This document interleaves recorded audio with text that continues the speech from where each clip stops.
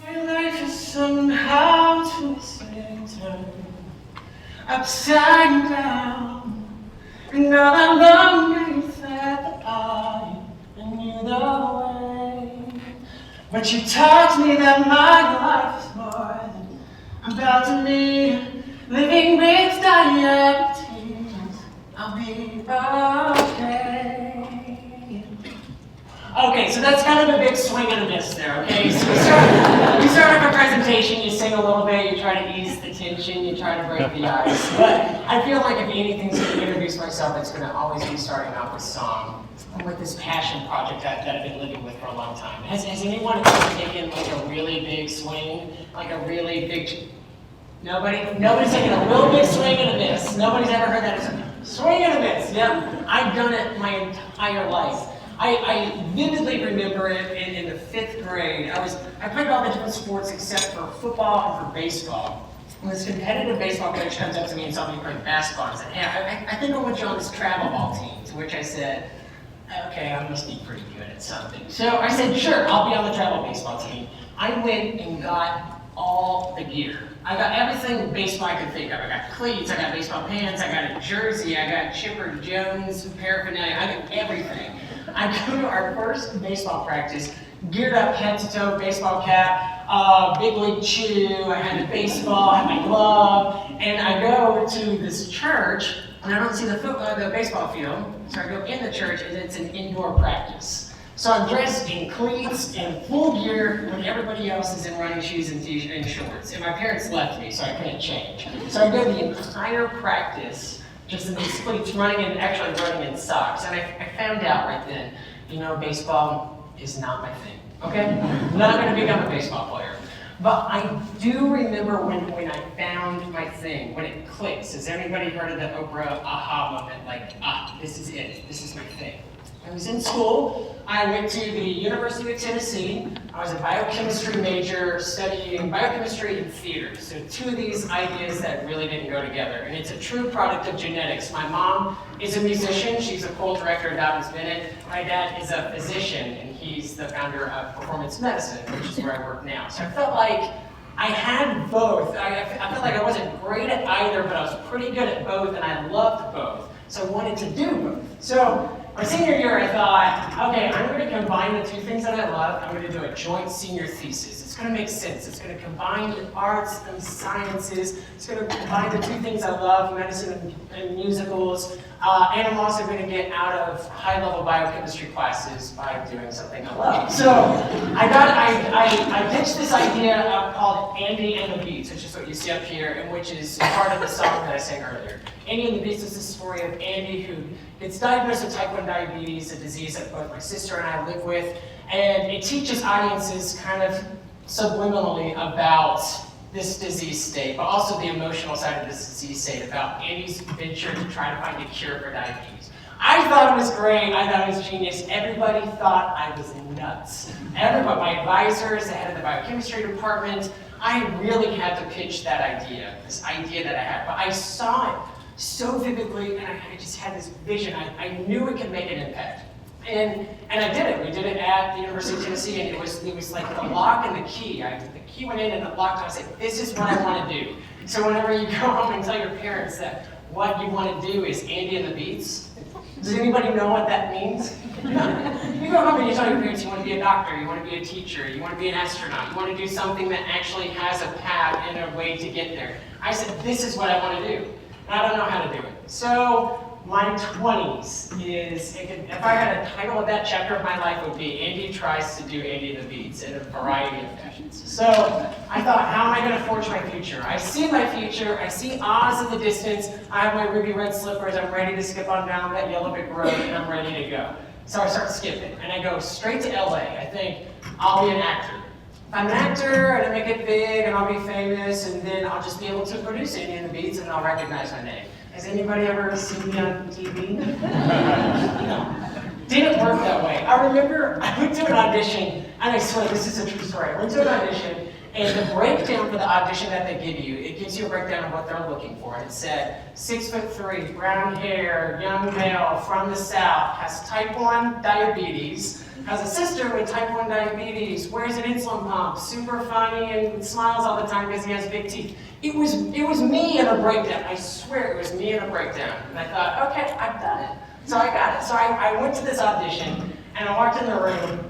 And I always say there's hundreds, but there was realistically 60 people in this room who looked exactly like me, but a lot better looking. Does that ever happen to you? You go to a room and you're like, you're just like an upgraded version of myself. I'm iPhone 6, you're iPhone 10. So I come in and I'm shocked. I'm like, I thought I literally would be the only one there. And there were plenty of people who were super chipper and I love diabetes. I said, you liar! So I was like, you don't really have diabetes. They're like, oh yeah, check out this insulin pump, it's really great. I was like, huge. And then I said some expletives, I won't repeat now. So it didn't work. Acting wasn't my thing. So I thought, maybe pharmaceutical sales. So I started in pharmaceutical sales. If I get in the company, get in big, I'll be there in probably 6 months to a year. They'll recognize the talent in this project. They'll back it up. It'll be in a children's book form, and it'll be in hospitals and endocrinology clinics everywhere. It's not. Long story short, first day I worked for Novo Nordisk, and the first day I got there, we had this big training in Princeton, New Jersey, and I went up to the head of marketing for this international company, and I said, hi, I'm Andy, I'm part of this entry-level sales. I have this project called Andy and the Beats, and I want you to look at this DVD that I made, or had made of what it could do for your company. She didn't watch it, okay? She didn't watch it. She didn't think, she thought I was nuts. So I thought, pharmaceutical sales, not my thing. So I come full circle. I was living in California at the time, and I thought, what do I really love? I love treating diabetes. I love diabetes. I love treating it. So I went to PA school, all still while working on this project, and I thought, I'll start treating diabetes. I'll go from the medical route, and still continue to hone and work on this project. So I remember when I was in PA school in Atlanta, I pitched Andy all the while. I'm going over a decade of my life. I'm pitching Andy and the Beats constantly, sending it online, submitting it to open forums for new musicals all over the country. I turned it into a children's book because I thought if it's a children's book, then it could be turned into a musical, which I've already turned it into, so it'll be the musical based on the book, but I did it in reverse. I tried everything to get this project out there. So I remember submitting it to this theater in Atlanta. It was a local children's nonprofit theater that I had a connection to. Somebody at the school at Mercer knew the artistic director there. So I thought I was in. So I sent my stuff and this big cover letter saying, you don't have to pay me anything. I don't want money from this project. It doesn't matter. It means something to me. And I think it'd be great for your theater. I think it'd be great for the kids. Do it for free. I would just love to come see it. And I got an email back saying, this will end up in the trash. So, and that's really bad. I wish, maybe I deleted it. I don't know. I cried a lot after that. But, you know, it's whenever you have this thing that you believe in so much, this thing that you love so much and spend so much time on, people either ignore you, or they tell you no, or they tell you it's trash. And it's really hard. It's really, really hard. So I had to learn how to, forge my future, my opening slide, and this is what it looks like. This is my cover art for it that I have an artist do. But I had to learn how to embrace this project. I had to learn how to love it and why I did it in the first place. Has anybody ever heard of Brene Brown? You've seen her TED Talks? She's incredible. I'm a believer. I want to hashtag believer. I want to coin that. So I'm not on social media, so someone can do that for me. It'd be great. Hashtag believer. Brene Brown is a shame researcher. She has a doctorate in psychology or social work or psychology. She researches shame and vulnerability.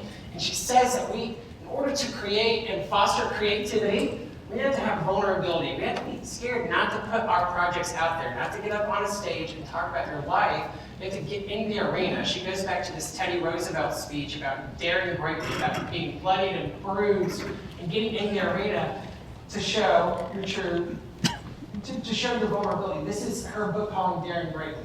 This book really changed my attitude towards Andy and the Beats because I learned that I had to start embracing this project that I have. It's not where I want it to be, but it doesn't mean that it's not going to get there. And I'm really learning too with my process with this show is that I always had this end goal in mind.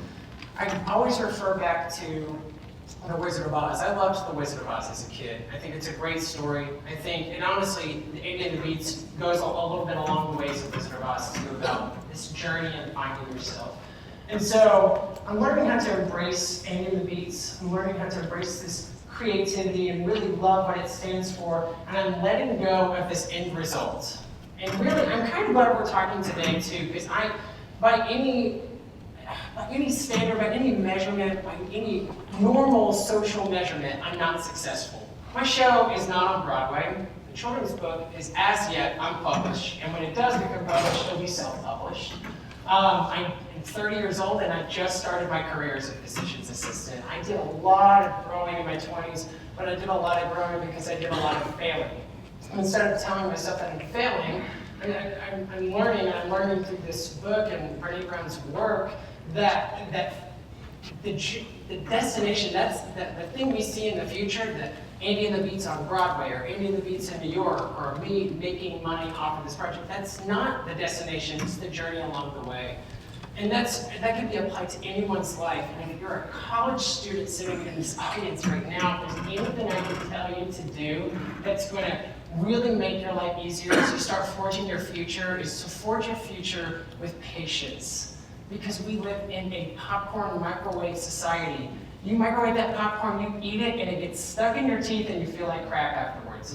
That's what happens when it happens quickly. Nothing good happens quickly. It takes time. Wine tastes good because it's aged. A soup tastes good because it simmers and cooks. Those are the things that taste good and it takes time. And we live in this social media world right now where we want things quickly. It's instant gratification. And that took me a very long time to come to terms with. When I first wrote the show, I literally, and I wish you had met me at that time as a 21-year-old. I thought it would be in New York on Broadway in 6 months to a year. And here I am, a decade later, and it's been done 3 times on local stages where I've produced it. But it doesn't mean that I don't keep going towards this. It means that I really have to learn from some of the words that I actually wrote in the musical. These are tennis shoes. These are red sneakers, Converse sneakers. There's this nonprofit called Juvenile Diabetes Research Foundation, and they've had this big annual event called the Walk to Cure Diabetes. It's always been a lot to me because when my sister was first diagnosed, she was 9 years old. We go to this walk. She's newly diagnosed, probably 3 to 6 months in. We go to the walk. We're a big family. I was not diagnosed at the time. And she is so amped. She's like amped to the T. If you've ever met my sister, she's also amped too for other reasons, but she's fun. Anyways, we get to this walk. She's super pumped. We did the walk, and she looks at my mom, and she's beaming, and she starts tugging on her shirt. She says, "Mom, we did it, I'm cured." She thought that Walk to Cure Diabetes meant you got a cure at the end, and you do not have to live with diabetes. My mom says that's the hardest moment into her life is to explain to her 9-year-old daughter that you're not going to be okay, you're not going to be okay tomorrow, and maybe for the rest of your life, we don't know right now. We have to walk for the cure. And that is something that I'm teaching kids in the show.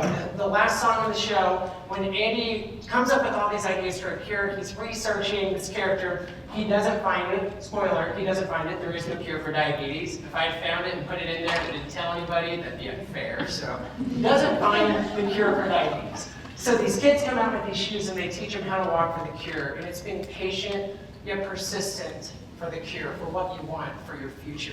So if anything I can teach you college kids right now is to be patient, but to also be persistent. If you have a clear vision of what it is you want and where you see yourself, don't miss anything along the way for your walk. Don't sprint to the end, and don't sit on your butt and do nothing about it. So I want to end with part of that. It's just funny because life is just so ironic sometimes. It's like I wrote these words 10 years ago, and I didn't really apply it to my life until this past year. Walk for the cure. We can't sprint or run in circles, and I know for sure if we get off the floor and reach for an open door to a life better than before, if we walk for the Thank you so much.